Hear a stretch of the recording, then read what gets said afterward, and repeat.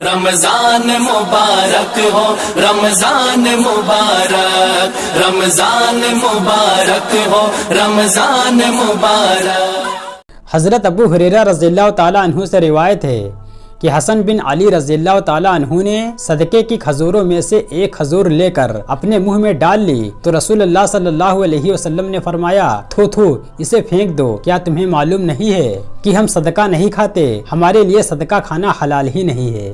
حضرت ابو ہریرہ رضی اللہ تعالیٰ عنہ سے روایت ہے کہ نبی کریم صلی اللہ علیہ وسلم کے پاس جب کھانا لایا جاتا تو آپ اس کے بارے میں معلوم فرماتے، اگر بتایا جاتا وہ ہدیہ ہے تو آپ کھا لیتے، اور اگر کہا جاتا کہ وہ صدقہ ہے تو پھر نہیں کھاتے۔ رسول اللہ صلی اللہ علیہ وسلم نے فرمایا، رمضان سے 1 یا 2 دن پہلے رمضان کے سواگت کے لیے روزہ نہ رکھو، ہاں جس آدمی کو روزہ رکھنے کی عادت ہو وہ رکھ سکتا ہے۔ حضرت ابو ہریرہ رضی اللہ تعالیٰ عنہ سے روایت ہے کہ نبی کریم صلی اللہ علیہ وسلم نے عید الاضحیٰ اور عید الفطر کے دن کے روزے رکھنے سے منع فرمایا ہے۔ رسول اللہ صلی اللہ علیہ وسلم نے فرمایا، اللہ تعالیٰ ارشاد فرماتا ہے، آدم کے بیٹے نے روزے کے علاوہ ہر عمل اپنے لیے کیا اور روزہ میرے لیے رکھا، اور اس کی خصوصی جزا یعنی بدلہ میں اللہ ہی دوں گا۔ اس ذات کی قسم جس کے قبضے میں محمد کی جان ہے، اللہ کے نزدیک روزے دار کی منہ کی بدبو مشک سے زیادہ خوشبودار ہے۔ رسول اللہ صلی اللہ علیہ وسلم نے فرمایا، روزہ جہنم کی آگ سے بچاؤ کے لیے ڈھال ہے۔ رسول اللہ صلی اللہ علیہ وسلم نے فرمایا، جس شخص نے 1 دن اللہ کی راہ میں روزہ رکھا، اللہ تعالیٰ جہنم کی آگ کو اس چہرے سے 70 سال کی دوری تک دور فرما دیں گے۔ رسول اللہ صلی اللہ علیہ وسلم نے فرمایا، لیلۃ القدر یعنی شب قدر کو رمضان کے آخری عشرے یعنی آخری 10 راتوں میں تلاش کرو۔ رسول اللہ صلی اللہ علیہ وسلم فجر کی نماز میں 60 آیتوں سے لے کر 100 آیتوں تک تلاوت فرماتے تھے۔ حضرت انس رضی اللہ تعالیٰ عنہ سے روایت ہے کہ حضور صلی اللہ علیہ وسلم سب لوگوں سے زیادہ ہلکی اور مکمل نماز پڑھاتے تھے۔ حضرت انس رضی اللہ تعالیٰ عنہ سے روایت ہے کہ حضور صلی اللہ علیہ وسلم نماز میں بچے کی رونے کی آواز سنتے جو اپنی ماں کے ساتھ ہوتا تو آپ چھوٹی سورت پڑھا کر نماز کو ہلکی کر دیتے تھے۔ حضرت برا بن عازب رضی اللہ تعالیٰ عنہ سے روایت ہے کہ آپ صلی اللہ علیہ وسلم رکوع سے سر اٹھاتے تو مقتدیوں میں سے کوئی بھی اپنی پیٹھ سیدھی نہ کرتا، یہاں تک کہ آپ صلی اللہ علیہ وسلم پوری طرح کھڑے ہو جاتے۔ اسی طرح مقتدی سجدے میں نہ جاتے یہاں تک کہ آپ اپنی پیشانی سجدہ کرنے کے لیے زمین پر رکھتے، پھر سب لوگ سجدے میں جاتے تھے۔ رسول اللہ صلی اللہ علیہ وسلم نے فرمایا، بندہ سجدے میں اپنے پروردگار سے بہت نزدیک ہوتا ہے، سجدے میں بہت زیادہ دعائیں مانگا کرو۔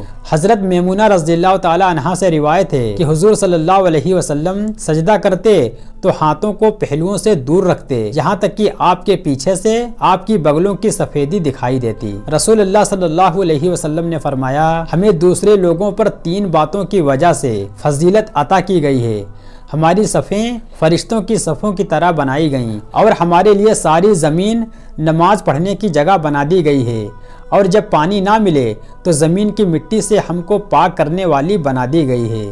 حضرت انس رضی اللہ تعالیٰ عنہ سے روایت ہے کہ حضور صلی اللہ علیہ وسلم مسجد بننے سے پہلے بکریوں کے باڑے میں نماز پڑھا کرتے تھے۔ رسول اللہ صلی اللہ علیہ وسلم نے فرمایا کہ تم میں سے جب کوئی سو کر اٹھے تو اپنا ہاتھ اس وقت تک نہ ڈالے جب تک ہاتھ کو 3 بار نہ دھو لے، کیونکہ معلوم نہیں اس کے ہاتھ نے رات کہاں گزاری ہے۔ رسول اللہ صلی اللہ علیہ وسلم نے فرمایا، قیامت کے دن مؤذن کی گردن تمام لوگوں کی گردنوں سے لمبی ہوگی۔ رسول اللہ صلی اللہ علیہ وسلم نے فرمایا، جس شخص نے نماز ادا کی اور اس میں ام القرآن یعنی سورہ فاتحہ نہیں پڑھی تو وہ نماز ناقص ہے۔ آپ نے یہ بات 3 بار ارشاد فرمائی۔ رسول اللہ صلی اللہ علیہ وسلم نے فرمایا کہ جو شخص مجھ پر 1 مرتبہ درود پڑھے گا، اللہ تعالیٰ اس پر 10 رحمتیں نازل فرمائیں گے۔ رسول اللہ صلی اللہ علیہ وسلم نے فرمایا، جو لوگ نماز میں اپنی نگاہوں کو آسمان کی طرف اٹھاتے ہیں ان کو اس سے رک جانا چاہیے، ورنہ اندیشہ ہے کہ ان کی نگاہ واپس نہ آئے۔ رسول اللہ صلی اللہ علیہ وسلم نے فرمایا، اپنی صفوں کو درست کرو، کیونکہ صفوں کو سیدھا کرنے سے نماز کی تکمیل ہوتی ہے۔ رسول اللہ صلی اللہ علیہ وسلم نے فرمایا، نماز میں صفوں کو درست رکھو کیونکہ صف کو سیدھا رکھنا نماز کی خوبصورتی میں سے ہے۔ رسول اللہ صلی اللہ علیہ وسلم نے اپنے صحابہ اکرام کو پچھلی صف میں دیکھا تو ان سے فرمایا آگے بڑھو اور میری پیروی کرو تاکہ تمہارے بعد والے تمہاری پیروی کریں۔ جو لوگ ہمیشہ پیچھے ہٹتے رہتے ہیں ان کو اللہ تعالیٰ پیچھے کر دیتا ہے۔ حضرت ابن مسعود رضی اللہ تعالیٰ عنہ نے فرمایا اللہ دنیا میں جس سے تعلق رکھتا ہے قیامت میں بھی اس سے رکھے گا، غیر سے نہیں۔ مسلم اور غیر مسلم کبھی برابر نہیں ہو سکتے۔ قیامت میں آدمی اسی کے ساتھ رہے گا جس سے وہ محبت رکھتا تھا۔ اور چوتھی بات کے یقینی ہونے پر تو قسم کھا سکتا ہوں وہ یہ ہے دنیا میں اللہ تعالیٰ جس کی برائیوں کی پردہ پوشی فرمائے گا قیامت میں بھی ضرور فرمائے گا۔ جو 8 مجلسوں میں بیٹھے گا ہر مجلس کے مناسب اس کو 8 چیزیں ملیں گی۔ نمبر 1، جو مالداروں کی مجلس میں بیٹھے گا اس کے دل میں دنیا کی محبت و رغبت پیدا ہوگی اور اگر پہلے سے موجود ہے تو بڑھ جائے گی۔ نمبر 2، جو غریبوں کے پاس بیٹھے گا اس میں شکر اور رضا کی صفت پیدا ہوگی، پہلے سے موجود ہے تو اس میں اضافہ ہو جائے گا۔ نمبر 3، جو بادشاہ کی مجلس میں بیٹھے گا اس میں تکبر و غرور پیدا ہوگا اور دل سخت ہو جائے گا۔ نمبر 4، عورتوں کے پاس بیٹھنے والے کے دل میں جہالت و شہوت پیدا ہوگی، پہلے سے ہے تو اور بڑھ جائے گی۔ نمبر 5، بچے کی صحبت میں بیٹھنے سے مذاق کی عادت پڑتی اور بڑھتی ہے۔ نمبر 6، گنہگاروں کی مجلس میں بیٹھنے سے گناہوں کی طرف دل میلان ہوتا ہے اور ان پر جرات پیدا ہوتی ہے۔ نمبر 7، بزرگوں کی صحبت میں بیٹھنے سے نیکیوں کی طرف رغبت اور گناہوں سے نفرت پیدا ہوتی ہے۔ نمبر 8، علماء کی مجلس سے علم و تقوی حاصل ہوتا ہے، پہلے سے موجود ہے تو اس میں اضافہ ہوتا ہے۔ شقیق جاہدی رحمۃ اللہ علیہ فرماتے ہیں میری مجلس سے واپس جانے والے 3 طرح کے لوگ ہوتے ہیں۔ نمبر 1 کافر، نمبر 2 منافق، نمبر 3 مومن۔ میں قرآن پاک کی تفسیر بیان کرتا ہوں، جو اس سے انکار کرے گا وہ کافر ہے، جو دل میں تنگی محسوس کرے وہ منافق ہے اور جو سن کر گناہوں پر شرمندہ ہو اور توبہ کرے وہ مومن ہے۔ بعض بزرگوں نے فرمایا جس نے 4 باتوں کے لیے علم حاصل کیا وہ جہنمی ہے۔ نمبر 1 علماء پر غالب آنے اور ان کے مقابلے میں اپنے علم پر فخر کرنے کے لیے۔ نمبر 2 عوام کو اپنا معتقد بنانے کے لیے۔ نمبر 3 جاہل عوام سے جھگڑنے کے لیے۔ نمبر 4 مال و دولت اور اقتدار حاصل کرنے کے لیے۔ بعض نے اس کی نسبت نبی صلی اللہ علیہ وسلم کی طرف کی ہے، واللہ عالم۔ نیک و باعمل عالم کی صحبت میں بیٹھنے والا کسی حال میں محروم نہیں رہتا، اگر وہ جاہل اور اتنا بیوقوف ہے کہ فائدہ حاصل کرنے کی بالکل صلاحیت نہیں رکھتا تب بھی اس کو 7 انعام دیے جاتے ہیں۔ نمبر 1 طالب علم کی فضیلت۔ نمبر 2 مجلس کے وقت گناہوں سے حفاظت۔ نمبر 3 مجلس سے اٹھتے وقت اس پر بھی رحمت نازل ہوتی ہے۔ نمبر 4 دوران مجلس میں نازل ہونے والی رحمت میں اس کا بھی حصہ ہوتا ہے۔ نمبر 5 جب تک علمی باتیں سنتا رہتا ہے نام اعمال میں نیکیاں لکھی جاتی ہیں۔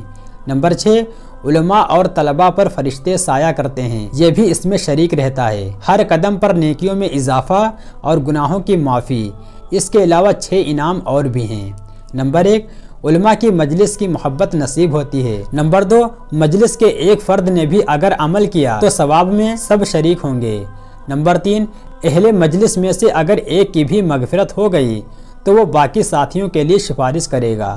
نمبر 4 بری مجلس سے دور رہنے کی وجہ سے قلبی سکون نصیب ہوگا۔ نمبر 5 اس کا شمار طلباء اور نیکیوں میں ہوگا۔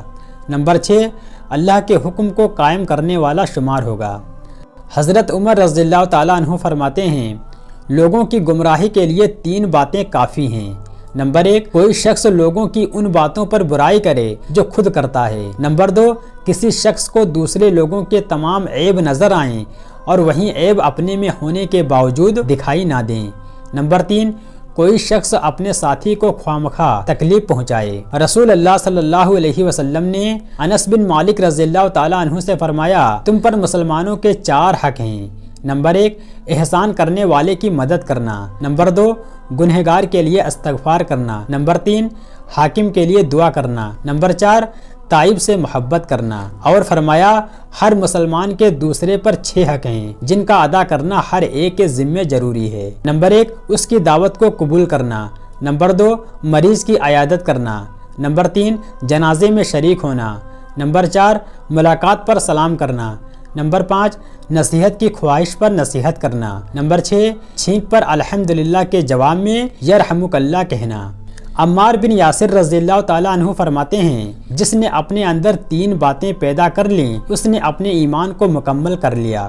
نمبر 1 تنگ دستی میں خرچ کرنا۔ نمبر 2 خود سے انصاف کرنا۔ نمبر 3 سلام کو پھیلانا۔